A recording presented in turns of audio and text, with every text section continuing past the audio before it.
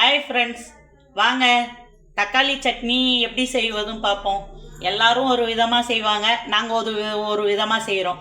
1/2 kilo வெங்காயம், 1/2 kilo தக்காளி, அது தேவையான பொருள் வறுத்துக்குங்க. மிளகாயை வறுத்துக்கிட்டு வெங்காயத்தை போடுங்க. வெங்காயத்தை போட்டு நல்லா வதக்குங்க. வெங்காயத்தை போட்டு நல்லா வதக்குங்க. நல்லா வெங்காயம் பொன்னிறமாக ஆகட்டும். உப்பு சேர்த்துக்குங்க.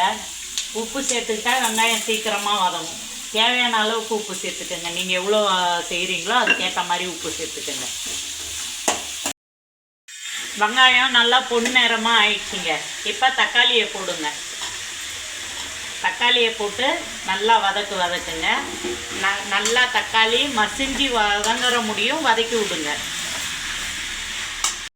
தக்காளி வெங்காயம் நல்லா மசிச்சு வதக்கிக்கிங்க.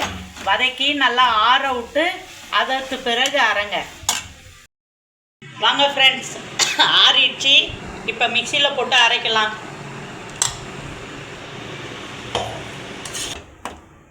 வாங்க, சட்னி அரைச்சிக்கின்னு வந்தாச்சு. எல்லாரும் அரைச்சி அப்படியே கிண்ணத்தில் ஊற்றி அப்படியே தாளிச்சுப்பாங்க. நாங்கள் அப்படி செய்ய மாட்டோம். நாங்கள் அரைச்சி மறுபடியும் வானலில் ஊற்றி நல்லா கொதிக்க வச்சு ட்ரை ஆக்கி அப்புறம் அந்த தாளிப்பு போடுவோம். இந்த சட்னி 2 நாளாக இருந்தாலும் கெடவே கெடாது. இதான் ஃப்ரெண்ட்ஸ் தக்காளி சட்னி. இப்படி செய்யுங்க, சட்னி 2 நாளாக இருந்தாலும் கெட்டு போகாது.